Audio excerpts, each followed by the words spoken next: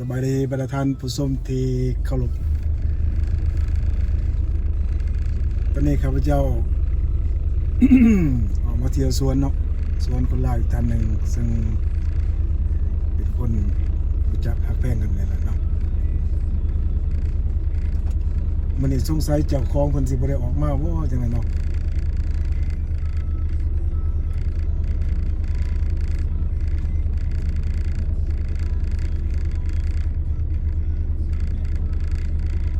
ขี่เลาะเบิ่งหาคนก็เด้อ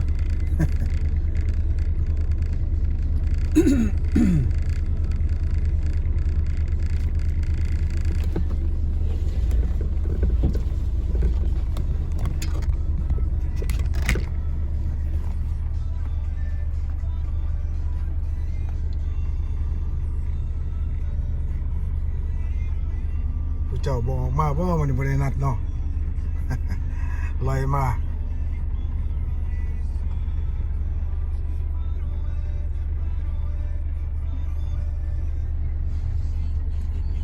สงสัยมื้อนี้อากาศลมมันแห้งเป็นบอกมาเลยเนาะ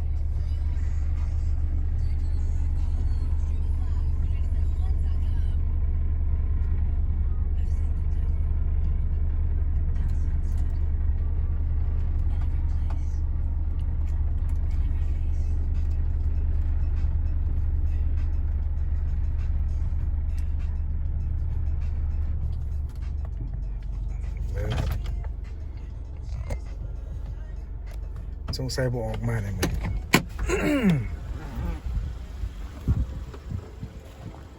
เพราะว่ามื้อนี้อากาศเปลี่ยนแปลงจังหน่อยเนาะ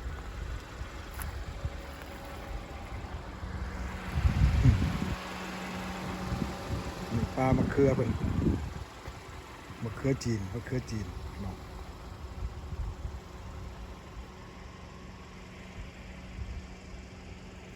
โอ้หลาย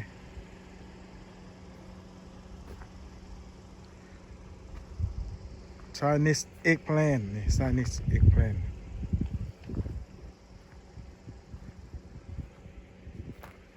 บริเก็บนี่เนาะ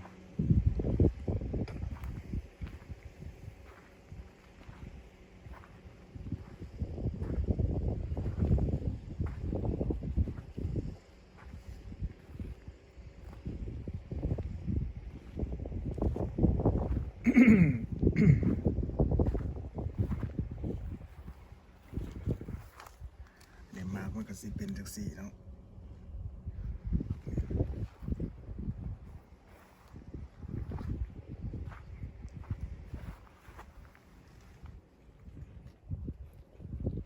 เนี่ยมะเขือจีน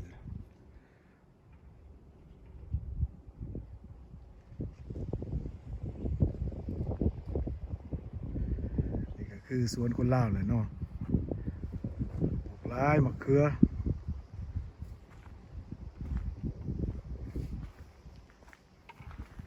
นี่มันมะเขือ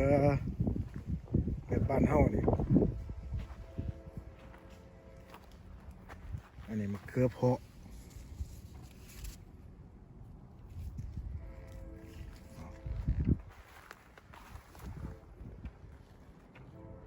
มะเขือน่ะไปเนียนก็ได้กินกับลาบกับก้อยก็ได้เนาะ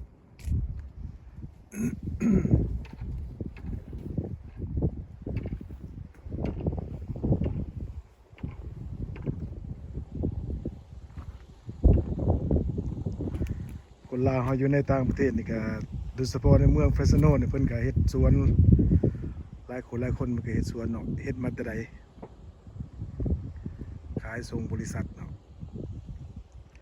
ส่งทั่วสหรัฐอเมริกาว่าเมืองอื่นเขาเจ้าปลูกบ่ได้คือเมืองเฟสโนเนาะเมืองเฟสโนเนี่ยเป็นเมืองที่ปลูกฝังเลี้ยงสัตว์สบายอากาศขายเมืองลาวแต่ว่ามื้อนี้มีลมหน่อยหนึงเนาะอากาศมันจะเปลี่ยนแปลง ส่วนเพิ่นได้สุดแสงหูแสงตาเนาะนี่คือปลามะเขือ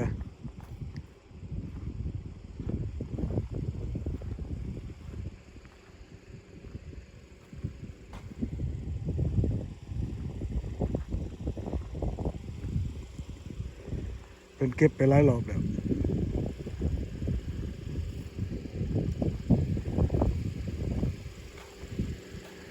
เยอะแยะเยอะแยะก็ขี่รถขี่รถเลาะไปอีกเนาะ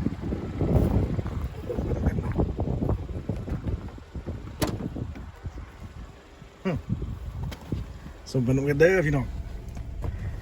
ส่วนคนลาวเป็นยังไงขอโทษ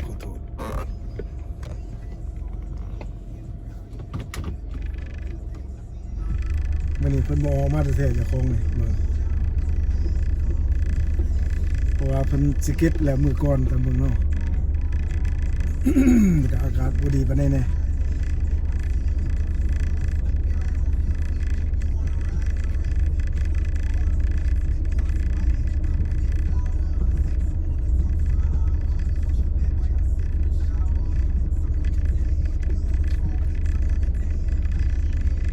ข้างหน้าก็สิเป็นป่ามักน้ำอันนี้โอ้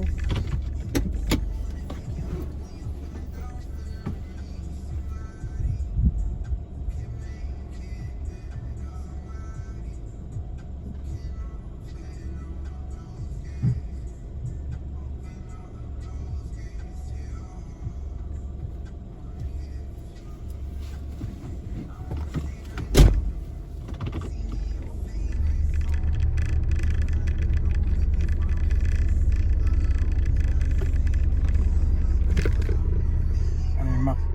คู่มักน้ำเนาะน้ำ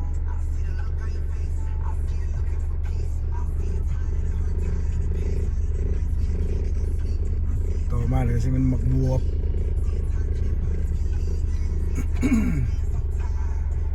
โอ้มักบวบเพิ่น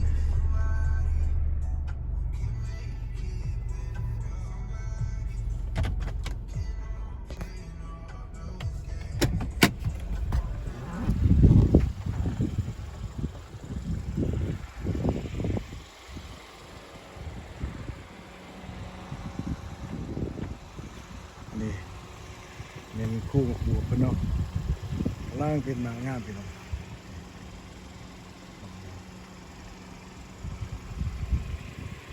บวบหอม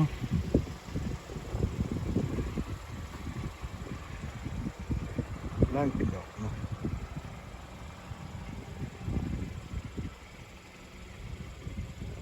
ตัวนี้มันมักน้ำตัวนี้นี่มักน้ำ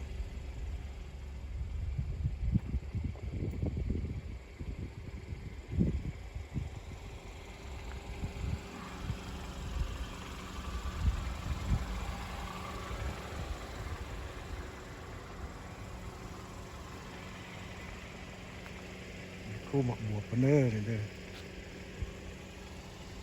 หน่วยใหญ่นะ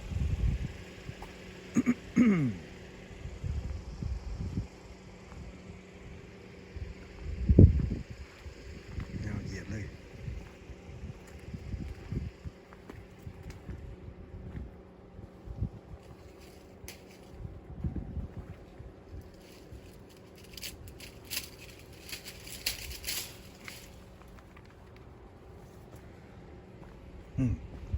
เจ้าคุณไปอยู่เป็นมองมากมันนี่เนาะ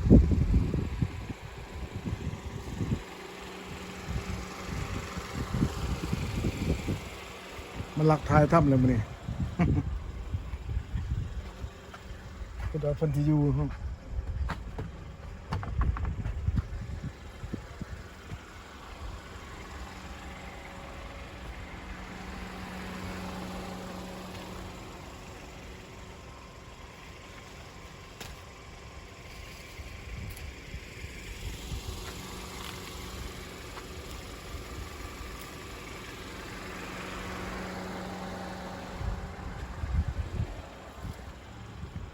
เว้นจักคนมันนี่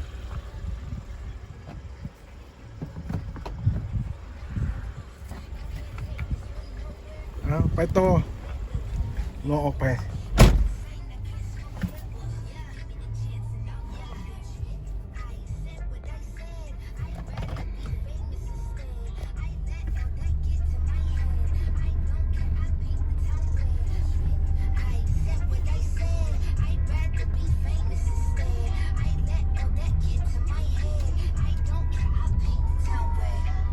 ะมันก็เรื่องมันแหละแบบนี้เนาะ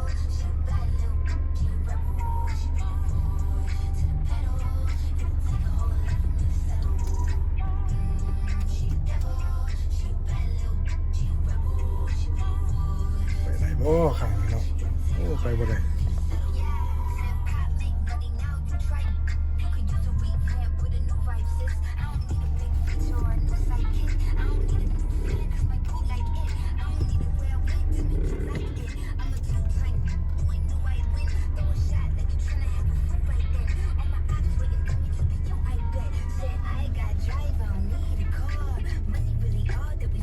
คนหายมานี่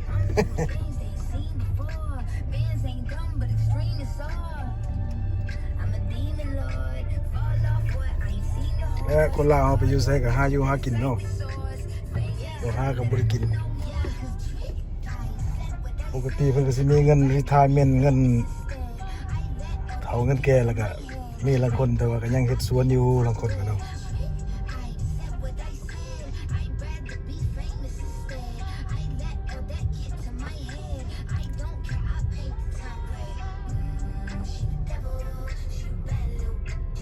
อันนี้คือตู้คนพักเก็บบางใหม่เข้ามาแพ็ค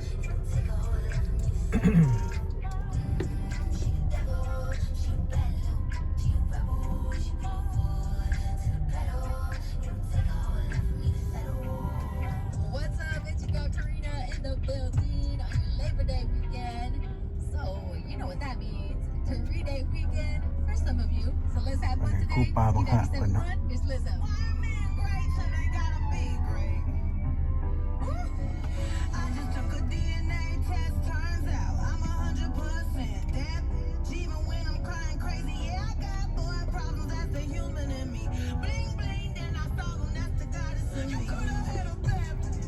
ต้นอ้อย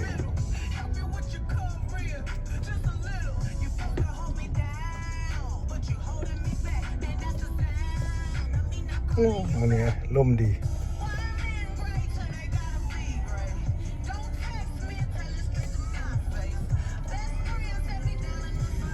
บ่มีไผออกมาจากคนเลยเนาะ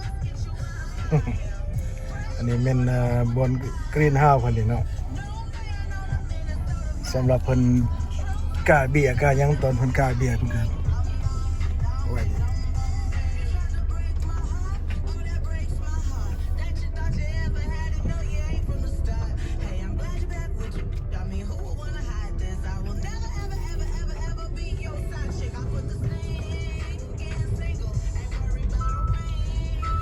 คนลาวเขาไปอยู่ใส่ก็ดูมันเนาะ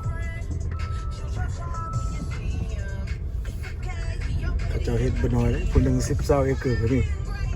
30-40 เอเกอร์ก็มีเนาะ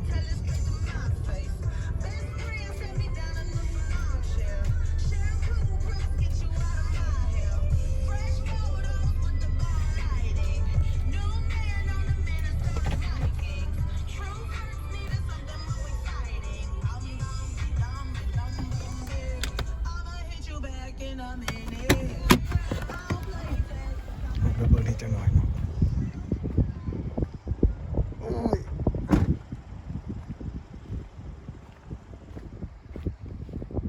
โอ้มันมีขี้ดินแดงหลายเนาะแต่นี่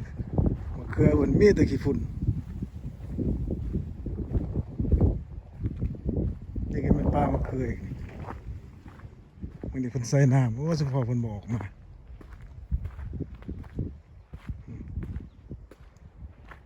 หลาย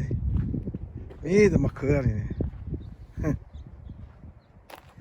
อันนี้เป็นท่อน้ำเป็นนกสำหรับปล่อยน้ำเข้าไปนี่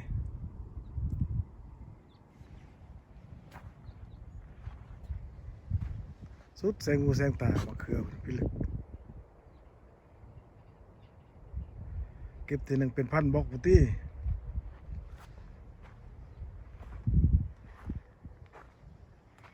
เป็นราคาเขารวยเละเลยเนาะ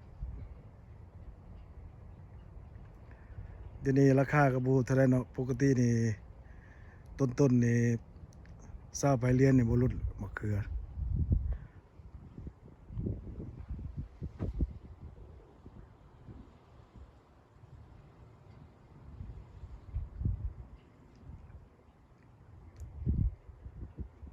หลายแถวหลายว่า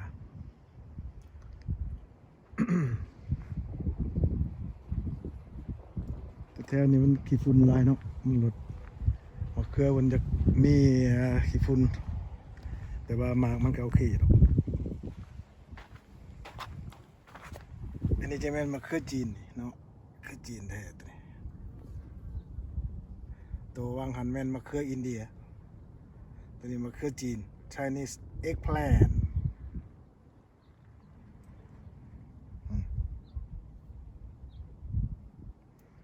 ลายอยู่ก็เจ้าสิเก็บไปแน่เลยมึง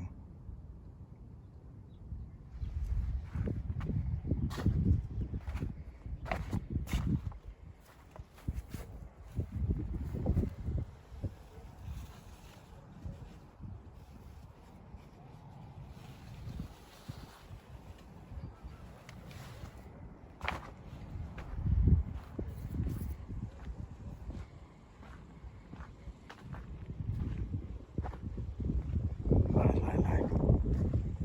เหมือนมันเข้าน้ำแถวนี้เนาะฝนอะไร